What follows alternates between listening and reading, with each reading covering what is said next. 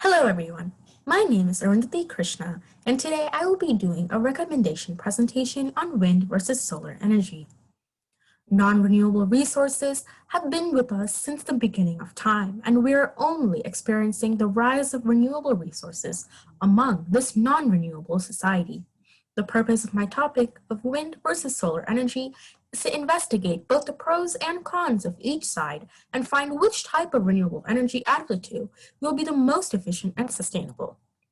For this investigation, we will be focusing on the main criteria of technology as well as the practicality of usage to the public. We can narrow this topic down to certain areas in the world, and in my case, I will be using Texas as the primary location.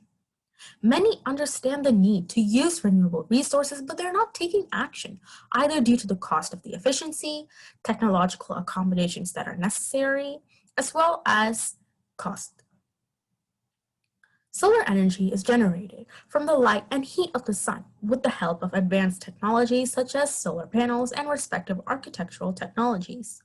Wind energy, on the other hand, is generated from kinetic energy of the wind that is in the atmosphere and typically converted to electricity with the help of advanced technology such as wind turbines.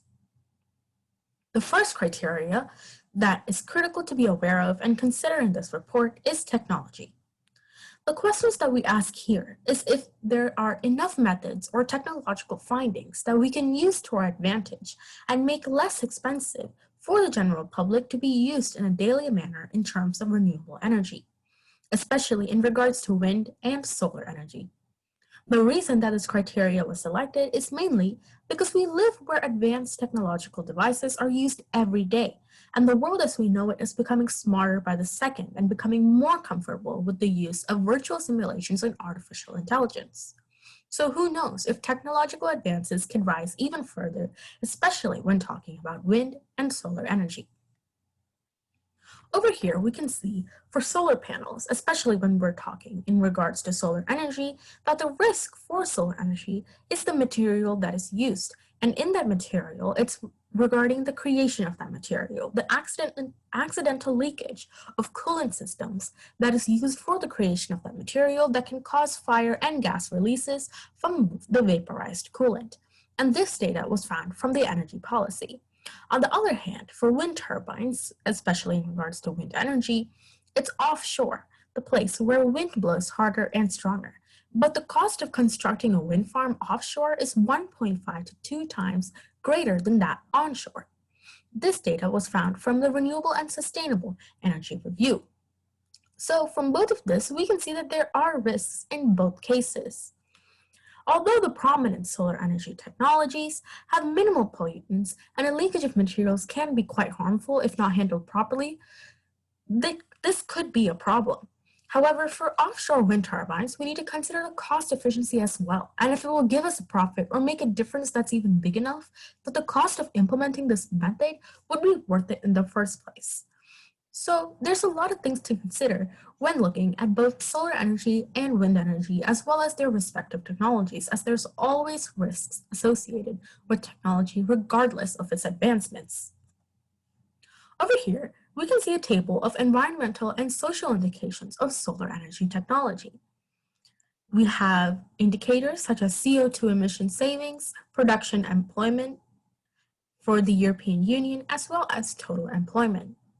We can use these indicators to help determine the central solar thermal energy, distributed solar thermal, central photovoltaic power generation, distributed photovoltaic power generation, as well as the use of solar thermal electricity that is from the solar energy technologies. In this graph here, we can see the installed capacity of wind power from the top countries from 2001 to 2011. The top countries include China, the United States, Germany, Spain, as well as India. The top one ranking for China in around 42,500 megawatts. And another example can be the US, where it's at 15,000 megawatts on 2007. So, to determine which type of renewable energy from the two described, we will have to delve into the next criterion, which is the practicality of usage. The second criteria is to understand the practicality of usage to the general public in regards to wind versus solar energy.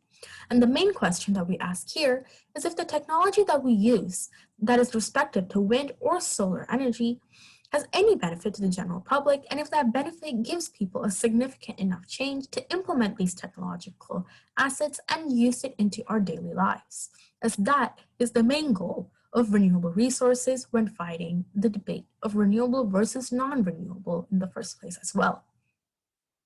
The reason that this criteria was selected is to understand and compare the difference in the practicality of usage of both solar and wind energy. And it's also important to become aware of environment types when looking at the practicality of usage. And in this case, we can also look at seasonal changes, as that is a big indicator of its practicality, especially in different countries, different environments, and we'll be looking at Texas in particular. This will be the second criterion that the two renewable resources would have to pass through to have to start the process of development and implementation of the technology to be able to use it into our daily lives. So over here, again, when we look at solar panels in regards to solar energy, we can see that the typical solar panel system should be able to convert 15 to 22% of the energy into electrical power. The Solar Review also states that it's better to use multiple low efficient solar panels instead of more efficient solar panels, as that would be cheaper for the individual to buy and to use. Then the addition of the low efficient solar panels would give an overall high efficiency for the user. In the case of wind turbines, we can see that wind turbines are much less flexible. If you install a wind turbine within 500 feet of anything, it will need to be 30 feet taller than whatever it is. Although wind turbines may be more efficient in the sense of how it could generate more efficiency, it would not be useful to the general public if its technology would not be allowed in urban areas, considering its large installment. However, with solar panels, although the efficiency is lower than expected, there are technological advancements that would accelerate the efficiency and would be able to be placed in urban areas. By having solar panels being able to be placed in urban areas, that would give much more profit and much more practicality of usage, as that is where it is mainly used in the first place. This makes it clear that solar panels are more likely to be used and have greater practicality for usage as well for the general public. From the criteria and data that we found, we can tell that the better option is to use solar energy because it will be better suited in highly populated areas, and this would work even when narrowing it down to a location such as Texas. A large number of people using it would also be able to help profit the businesses and usage of renewable resources, as it will mutually benefit the environment as well. Due to this reasoning, I recommend solar energy to use in the debate for wind versus solar energy. Thank you so much for listening, and I hope that you had a great time listening and learned a lot as well. If you have any questions, you can find me at akrishna5@uh.edu or arundhati.krishna@gmail.com. Here are my sources that I used for the tables that were used, as well as the data that I found and mentioned in this PowerPoint presentation. Thank you so much, and hope you have a great day.